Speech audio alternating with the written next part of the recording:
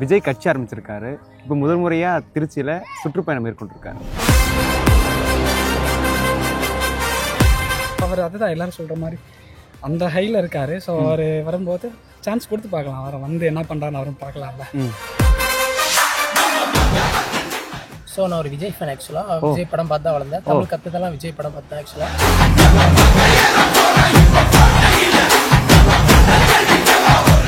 பார்க்கலாம் ஏதாச்சும் சேஞ்சஸ்லாம் கொண்டு வருவாங்களான்னு பார்க்கலாம். அஸ் அ ஃபேன் எனக்கு நான் ஹாப்பி தான் விஜய் ஃபேனாக.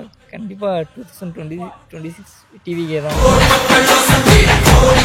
பரவாயில்ல ப்ரோ, நம்ம எப்பயும் ரெகுலராக வந்துட்டு தானே இருக்காங்க டிஎம்கே. ஸோ ஒன் டைம் புதுசாக வரவங்களுக்கு சான்ஸ் கொடுத்து பார்க்கலாம். ரெண்டாவது அவ்வளோ கூட்டம் வருது.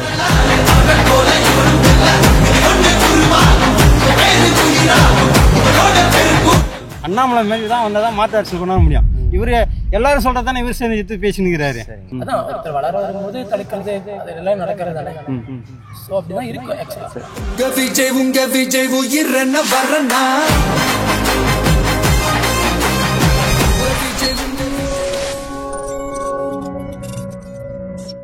கலர் கண்ணாடி வாய்ஸ் நேயர்களுக்கு வணக்கம். விஜய் முதல் முறையாக மக்கள் சுற்றுப்பயணத்தை மேற்கொண்டிருக்கிறார். இதை பப்ளிக்கிட்ட கேட்டு அவங்க என்ன நினைக்கிறாங்க அப்படிங்கிறதையும் இது அரசியலில் எப்படி பேசப்படுங்கிறத பற்றி பப்ளிக்கிட்ட கேட்டு தெரிஞ்சுக்கலாம். விஜய் கட்சி ஆரம்பிச்சிருக்காரு. இப்போ முதல் முறையாக திருச்சியில் சுற்றுப்பயணம் மேற்கொண்டிருக்காரு. அதை பற்றி என்ன நினைக்கிறீங்க? இது மக்களை சந்திக்கலாம் ஓகே, ஆனால் வந்து பசங்கள்லாம் எதுவுமே சரி கிடையாது. எல்லாம் ரவ காளியாங்குடி பசங்க, அதில் வந்து ரவ எல்லாம் ஓட்டு இல்லாத பசங்க தான் நிறைய போய் அடிபட்டு இதுவாகுதுங்க. எல்லாமே வந்து இளைஞர்கள் தான் வராங்க, அதிகமாக ஸ்கூல் காலேஜ் பசங்க தான் வராங்கிற சொல்கிறாங்க. ஆமாம் இருக்குது. ஸோ நமக்கு 26 எலெக்ஷன்லாம் தான் தெரியும் என்ன மாதிரி அப்படின்னு சொல்ல முடியாது. இப்போ யாருனாலும் வரலாம். அதாவது வந்துட்டு எப்படின்னு கேட்டினா பிஜேபியில் வந்துட்டு பிஜேபி இல்லாமல் இருந்தது. அண்ணாமலை வந்த பிறகு தமிழ்நாட்டில் பிஜேபி உருவாக்கிறாரு. ஓகே, அந்த மாதிரி வந்தால் நல்லா இருக்கும் தமிழ்நாட்டுக்கு. படித்த ஆளுங்க, நாலேஜ் உள்ள ஆளுங்க வேணும். இவருக்கு சும்மா 2 எழுத்து கூட பேச தெரியல. யாருக்கு? விஜய்க்கு 2 எழுத்து கூட பேச தெரியல. பின்னாடி வச்சுன்னு நானும் பார்த்தேன். இப்போ மாநாட்டை பின்னாடி சீட்டை வச்சுன்னு பேசுறாரு மக்கள்கிட்ட. அது வேஸ்ட்டு. பரவாயில்ல ப்ரோ, நம்ம எப்பயும் ரெகுலராக வந்துட்டு தானே இருக்காங்க டிஎம்கே. ஸோ ஒன் டைம் புதுசாக வரவங்களுக்கு சான்ஸ் கொடுத்து பார்க்கலாம். ரெண்டாவது அவ்வளோ கூட்டம் வருது. அது வந்து இப்போ வந்து சேலத்தில் வந்து நயன்தாரா போச்சு. இப்போ வந்து ஏகப்பட்ட பேர் வந்தாங்க. அவங்கள ஓட்டு போடுவாங்களா நயன்தாராவுக்கு? புரியுதுங்களா? ஓட்டு வரும், ஒரு 25% ஓட்டு வரும், அவ்வளோதான் வரும். ஆமாம். அது மட்டும் இல்லாமல் இன்னைக்கு வந்து கர்ப்பிணி பெண்கள்லேருந்து முதியவர்கள்லேருந்து நிறைய பேர் இன்னைக்கு எல்லாம் மாற்றத்தை நினைக்கிறாங்க. அது மாற்றத்தை நினைக்கிறது ஓகே தான். எனக்கு நானும் மாற்றத்தை நினைக்கிறாள் தான். அதாவது மாற்றத்தை நினைக்கணும்னா நாலேஜ் இருக்கணும். இப்போ அண்ணாமலை மாரி ஆள் வந்தால் நல்லா இருக்கும். ஓகே, அண்ணாமலை மாரி மாற்றம் வரணும், அண்ணாமலை மாரி வரணும். அதுமாரி இருந்தால் நல்லா இருக்கும். அப்போது விஜயோட இந்த மாநாடு வந்து உங்களை அவ்வளோவா இருக்கலை? நமக்கு எனக்கு பிடிக்கல. ஓகே, மாநாடு வரலாம், விஜய் வரலாம், தப்பு கிடையாது. ஆனால் விஜய்க்கு வந்து அவ்வளோ நாலேஜ் கிடையாது. ஸோ நான் ஒரு விஜய் ஃபேன் ஆக்சுவலாக. விஜய் படம் பார்த்து தான் வளர்ந்தேன். தமிழ் கற்றுதெல்லாம் விஜய் படம் பார்த்தேன் ஆக்சுவலாக. Okay. So as a fan இப்போ பொலிட்டிஷனோ என்னவோ தெரியல, மக்களுக்கு நல்லது பண்ணியிருந்தா ஆக்சுவலாக நல்ல மனுஷன் தான். இப்போ அவங்க ஒரு பீக் சினிமா கெரியரை விட்டு பொலிட்டிக்ஸாக வர்றது பார்த்தா ஆக்சுவலாக டிஃபரெண்டாக வந்து ஏதாச்சும் பண்ணணும், மக்களுக்கு ஏதாவது பண்ணணும் தான் அவர் வருவார். ஸோ மக்களுக்கு ஏதாச்சும் பண்ணணும்னு வர்றதால வளர்த்து விட்டா நல்லது தான் ஆக்சுவலாக. ஏன் கண்டிப்பாக அவர் வர இது எப்படின்னா ஏதோ நல்லது பண்ணணும்னு நினச்சி தான் வராரு. ஸோ அவர் அதுதான் எல்லாரும் சொல்கிற மாதிரி அந்த ஹையில் இருக்கார். ஸோ அவர் வரும்போது சான்ஸ் கொடுத்து பார்க்கலாம். அவரை வந்து என்ன பண்ணுறான்னு அவரும் பார்க்கலாம்ல. ஏன்னா எல்லாரும் சான்ஸ் கொடுத்தா தான் தெரியும் அவர் என்ன மாதிரி வந்து நாட்டுக்கு என்ன செய்கிறாருன்னு. ஸோ கொடுக்கட்டும். அது இப்போ முதல் முறையாக புதுசாக ஒருத்தர் கட்சி திறந்துருக்காரு, நல்லது தான் செய்வாங்க. அதனால் நாங்கள் நம்புகிறோம். ஆனால் கண்டிப்பாக நல்லது செய்வார். தளபதி நம்புகிறோம் செய்வாருன்ட்டு எதிர்பார்த்துட்டு எல்லா மக்கள் எல்லாம் வெயிட் பண்ணுறோம். அப்படிப்பட்ட விஜய் அவர்கள் வந்து வெறும் திமுக மட்டும் எதிர்ப்பு மட்டும் தான் பண்ணுறாரு அப்படிங்கிறது மட்டும்தான் குறை சொல்கிறாங்க. அதை எப்படி பார்க்குறீங்க? இல்லை, இப்போ அவர் கொள்கைகளை சொல்லலை, மற்றவங்க எல்லாம் பண்ணுறதுக்கு இவர் டீசெண்டாக படித்தவர் மாதிரி பண்ணுறாரு. கரெக்டுங்களா? ஏன்னா அடுத்தவங்கள பெருசாக தப்பாக பேசிட்டு இந்த மாதிரி இல்லை. ஸோ இதை பண்ணுங்கன்னு சொல்லி கேள்வி தான் கேட்குறாரு. கரெக்ட், கேள்வி கேட்கணும். அது இப்போ மக்களை சந்திக்கிறது கூட ஒரு சனி ஞாயிறு திட்டமிடல அப்படிங்கிற ஒரு குற்றச்சாட்டு இருக்கு இல்லையா? சனி ஞாயிறு தான் பார்க்குறாரு. எல்லாம் வீட்டில் இருப்பாங்க, ஆஃபீஸ் லீவ் இருக்கும். சாட்டர்டே சண்டே தான் எல்லாருக்கும் ஃப்ரீயாக இருப்பாங்க, லீவ் டைம். ஸோ சில பேர் ஆஃபீஸுக்கு போயிட்டு வந்துடுவாங்க, சில பேர் லீவில் இருப்பாங்க. அதனால் அந்த டைமில் இவர் மீட் பண்ணுறாரு. அதுதான் அவர் வேறு ஒன்றும் இல்லை. வேறு மாதிரி ஒர்க்கிங் டைம்லலாம் போனால் யாரும் இருக்க மாட்டாங்க. 2026 தான் முதல்வருங்கிறத ரொம்ப ஸ்ட்ராங்காக அவங்க பேசுகிறாங்க. யாரு? விஜய் தான் 2026 முதல்வர். யாரும் அதுமாரி சீமா சொன்னார். சீமா போச்சு. விஜயகாந்த் அண்ணானப்பட்ட விஜயகாந்தே என்ன எப்படியா விட்டாலே அவரே மண்ணுக்க வச்சிட்டாங்க மக்களை. விஜயகாந்துக்கு அப்புறமா இவரே ₹1 இது வரைக்கும் மக்களுக்கு செலவு பண்ணது கிடையாது. விஜயகாந்த் பிறந்ததுலேருந்து இது வரைக்கும் மக்களுக்கு செலவு பண்ணிக்கிறாரு. விஜய் வந்து ஒரு செத்தாலும் இன்றைக்கும் ஒரு 5000 பேருக்கு ஒரு 20,000 பேர் கோயம்பேட்டில் சாப்பிட போட்டுங்கிறாங்க. யாராலையும் முடியாது. அது கலைஞரால முடியுதா? ஜெயலலிதா முடியுதா? அண்ணாவால முடியுதா? இது யாராலையும் முடியாது.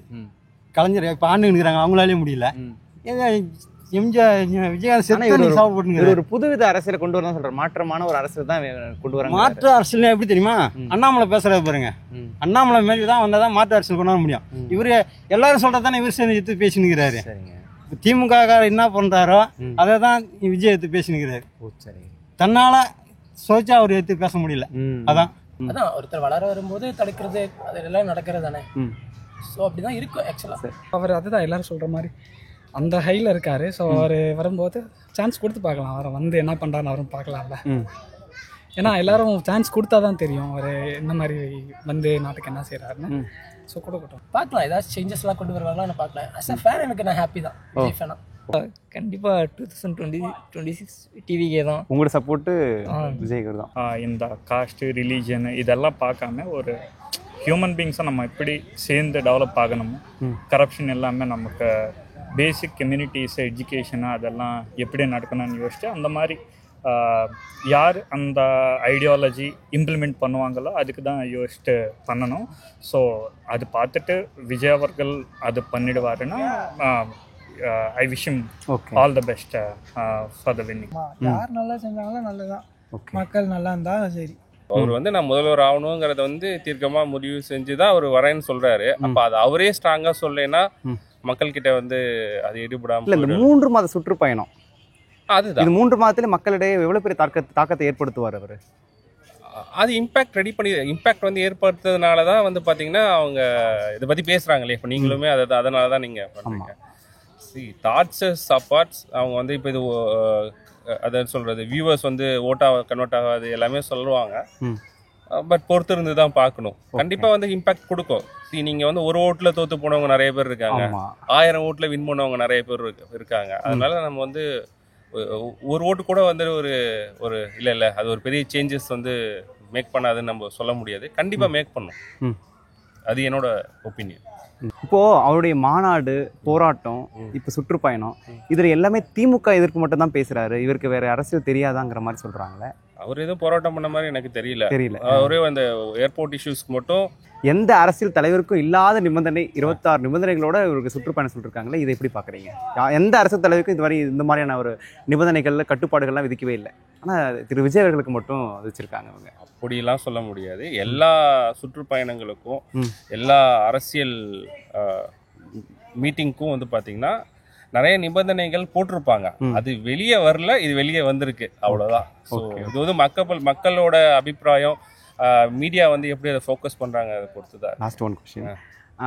6 மணிக்கு மேலே விஜய் எங்கேயும் போக மாட்டாருங்கிற கருத்து சொன்னாங்க. ஆனால் இன்றைக்கி வந்து திருச்சி மாநாடு முடிச்சுட்டு அரியலூர், பெரம்பலூருங்கிறத கடந்து போகிறாரு. இப்போ இரவு முழுக்க வந்துச்சு அப்படின்னா அது இரவு முழுக்க பேச போகிறாரு. இது வந்து எப்படி பார்க்குறீங்க நீங்கள்? அது 6 மணிக்கு மேலே எங்கேயும் போக மாட்டார், பேச மாட்டாருன்னு நிறைய விவாதம் போச்சு, நிறைய கொச்சையெல்லாம் படுத்தினாங்க.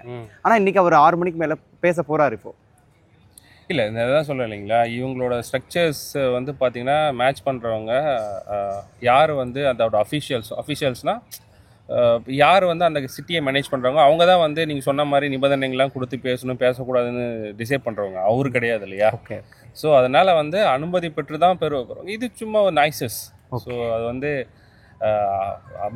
ஊடகங்களோட வந்து அபிப்பிராயம் தான். அவங்களுக்கே தெரியும் வந்துட்டு அனுமதி இல்லாமல் பேசக்கூடாது, 20 நிமிஷம் தான் பேசணும், இந்த வழியாக தான் போகணும், இப்படிங்கிறதெல்லாம் கொடுத்து தான் அவங்க அனுமதி கொடுக்குறாங்க.